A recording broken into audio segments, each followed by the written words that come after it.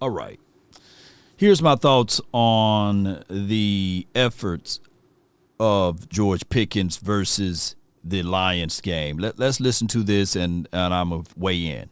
I think the biggest criticism of George from that game was the effort from the outside looking in. How much did you guys get to the media minds about the effort? Yeah, we talked a little bit about it. Again, he just, in his words, he goes, "Hey, Shotty, I didn't play my best game." And, I think that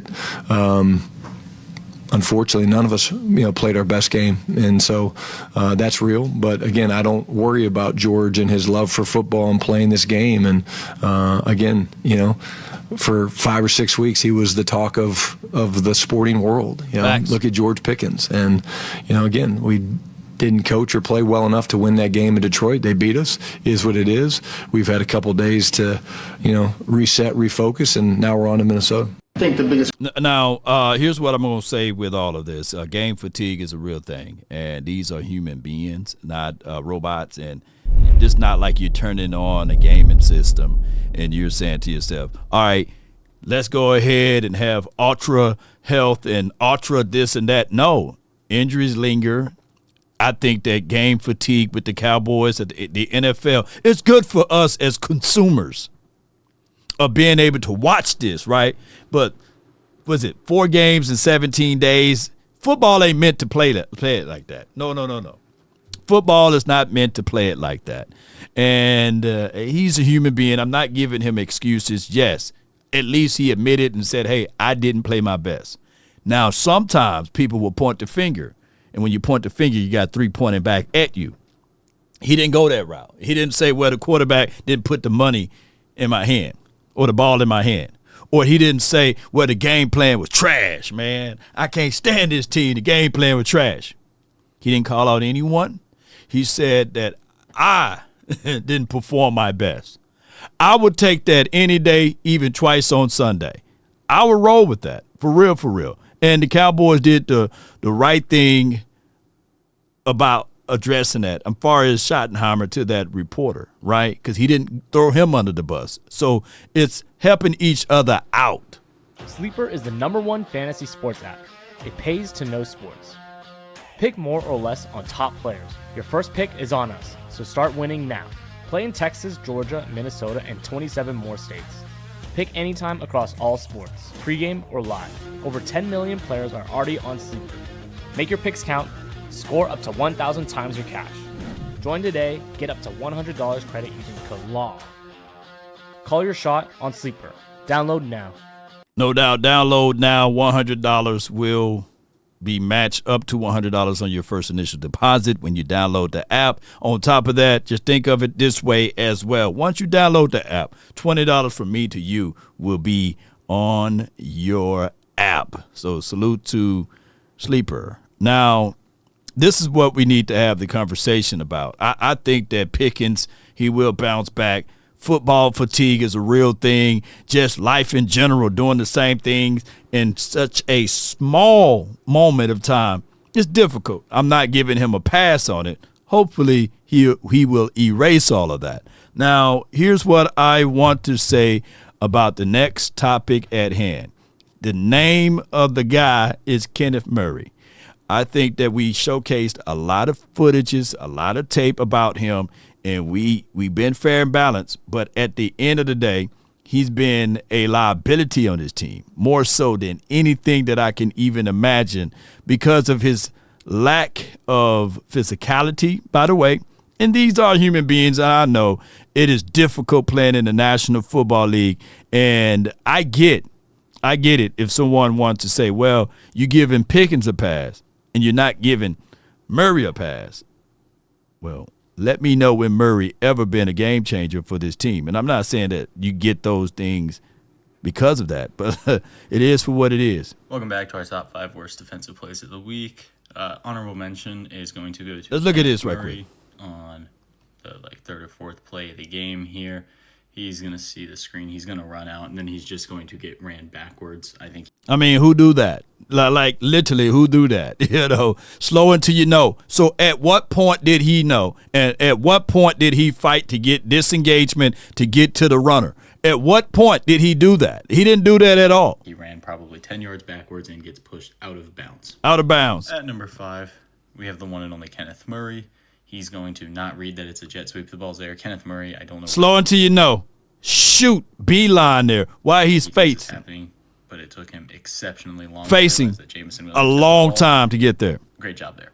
Number 4, it's going to be Kenneth Murray Jr. again. He's just going to have no idea what gap he's supposed to be reading here. He's going to stand. He gets flat-footed. You don't stop your feet. Slow feet don't eat. Stop feet don't eat as well. And when they're slow, you're stuck in the mud.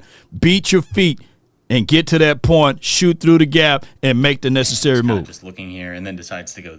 And then why would you engage with someone, your whole point and your whole ideology as a linebacker, to keep your pad levels low, keep your feet moving, and on top of that, don't allow someone to get inside your frame. And now he's inside the cylinder. He's out of the play. Go the complete wrong way, takes himself out of the play, and this lets up. Got to be on the play side. Number 3, it's going to be Kenneth Murray Jr. again. He's going to do a great job of reacting to the screen here, calls it out pretty quick, and then is afraid of contact when he gets shoot through there, knife in there, and get. And I know you got 300 pounds at you. I know it sounds easy, but he is not moving his feet, and a slow feet don't eat, and he getting bounces all around there like he's a basketball. At number 2, I'm going to have Deron Bland right here. Yeah, you got to throw in that Deron Bland, though.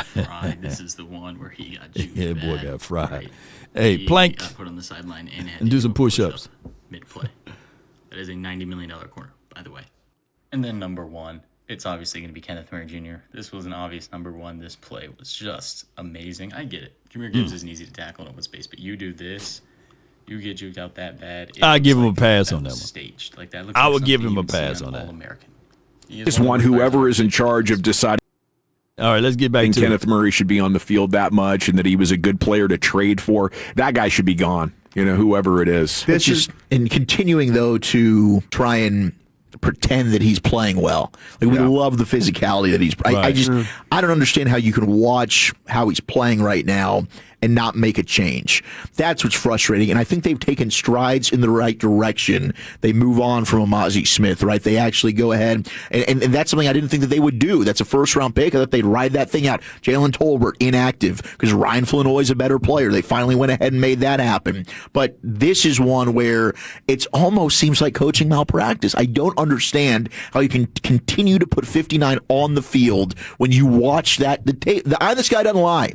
This guy. The eye in the sky don't lie. And I'm not trying to beat up Kenneth Murray. I'm not trying to beat him up. But he is by far one of the guys that got so much responsibility. If he was a safety to a degree, if he was an edge rusher to a smaller degree, even a 3-tech guy, then we can live with rotations. But he is getting majority of the snaps in the middle of the field. He's the one that calls out the plays. He's the one that makes sure people are lined up in the assignments. And he is the processing unit when you think of linebacker. And he's not doing a great job at all. Is a net negative on the football field. Yeah, we saw him last year, and the PFF number said he was the 4th worst linebacker in the NFL, and you're like, okay, it's probably not that bad. He was on a horrible Titans situation. Right. It was breaking down, but once again this year, he is the 4th worst PFF-rated linebacker in the entire NFL. The Cowboys continue to put him out there. This one, whoever is. Now, that's coaching malpractice, man. You got too much blood, sweat, and tears. I get it. We got rid of Elam. That was a gold star for us, right? Or a blue good star for us. But us continuing to have Kenneth Murray out there is baffling. Now, I said I would eat a bed of crows. Man, I'm talking about I'll eat a lot of crow. If we come into this game versus the Minnesota Vikings, and Kenneth Murray, if he can just give me 2 plays, matter of fact, let me just raise it just a little bit. 3 plays. I'm looking for 3 plays. Be an impact because you play about 50 to 60 snaps. I'm just looking for 3 solid plays that I can look at and say, now that was really good for Kenneth Murray. And it's a home game, and we have a better record at the crib. So we'll find out down the stretch, can he do those things? But if the Cowboys are wise and smart, in my opinion, this would have been better off if you give all of those qualities of reps to my guy, Mears Leofow, because I think that Mears Leofow can do some of those things as it relates to being horrid football play at linebacker than Kenneth Murray. He can do some of those things too, but at a better rate, you know? Yeah, I think that he can do those things. I get it. He may be a little lost here and there, but I would rather go with the youth, and the upside is going to be clearly higher with Mears Leofow. I think that our linebackers should be Shamar James, Mears Leofow, and as well as DeMarvion Overshown. Agent Zero. And then you tell Murray and you tell the Logan guy, and as well as Sanborn whenever he decide to come back, hey, man, we'll rotate you guys in, but let the youth play if it's a situation, if it's really that situation. But let the youth play, in my opinion. And I like Wilson. I like Murray. I like Murray. You my guy. But not the guy that need to be out there on the field getting all of those reps. Put him in as a rotational back end type of guy. Don't put him in as the front. That's my thoughts of everything. Post me your concerns down below, Cowboy Nation, of all of this. Last but not least on this, will Trayvon Diggs play? I went and watched all of Revel's snaps over the weekend, right? I was like, okay, let's be fair on this. And pretty good game, other than 3 or 4 snaps right there at the end of the second quarter. I thought Bland played worse than him. I just did. They both were poor. I thought Bland was a poorer player. See, I didn't watch Bland. Well, I'm just saying. I mean, he missed some tackles. Yeah. There was probably an interception he should have had. He definitely got. I mean, it sounds like I'm homering it up for the kid, and I'm not. I mean, he wasn't good enough. He's also playing in his 4th game in over a year, but that brace does seem like it's bothering him. I mean, that brace, man. You got 0 turn. Shoot. You got speed turn, I meant to say. You got all of those things that you got to do and bulky items on your legs. I can only imagine. Your feet and your lower body is everything when you playing DB. Not some things, everything. Tape will catch up with you. People will see what you do good, and they'll make you play right-handed when you're left-handed. You know what I'm saying? They'll make you play left-handed when you're right-handed. That's just how that goes. But with my DaRon Bland case, that's a whole nother topic. That's a whole nother situation. That's a whole nother scenario. I'm going to chalk this up just like what I said when we were live. I think that this is more to do with coaching too. Now, I know coaching have nothing to do with him planking and doing push-ups on the sideline. But for him to drop off the way he's dropping off, something got to be in. And maybe he's overcompensating that foot. I don't know. But Bland got to get it right. And we got to get it right. We got 4 more games. I don't want none of this bad energy around. But I'm just saying, with these 4 games, you have plenty of time to make things right. Cowboys Nation, let's make it right. That's all I'm saying. Just make this thing right. Finish strong. Play and finish and fight through the echoes of the whistle, and let's get things moving and grooving. That's been my time. I really thank you all for yours. And remember, you're listening to nothing but the best. Go Cowboys. Post me your thoughts. Post me your concerns, because I really think Trayvon Diggs should play. You know what? It's slipping on him. Yes. I don't know. Problem. Something's up with it. Yeah, the brace is like they're having trouble with it, keeping it in place. Yeah, and I think Revel is going to have a very good career, but this is not the time. Whether the brace is bothering him or his knee isn't right, he's not moving well enough to think we should play this rookie instead of Trayvon Diggs. So that's my number one thing that I'm watching for from practice this week is, are we actually going to get Diggs back in the game, or is this part of them not liking him? We'll see. So we're gonna take away our chances of making the playoffs because we don't like Trayvon Diggs.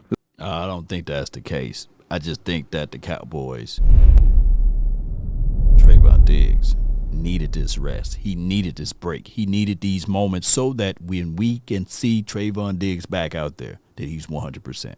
I get it. We can argue and say the Cowboys don't rush people. But historically speaking, far as data, outside of Overshown, maybe Josh Butler, These guys been rushed back out there on the field. Those who got that paper, they've been rushed out there, man. That's just my thoughts, man. Post me yours. DC for life, not for short. That's been my time. Let's get it. Peace. We up out.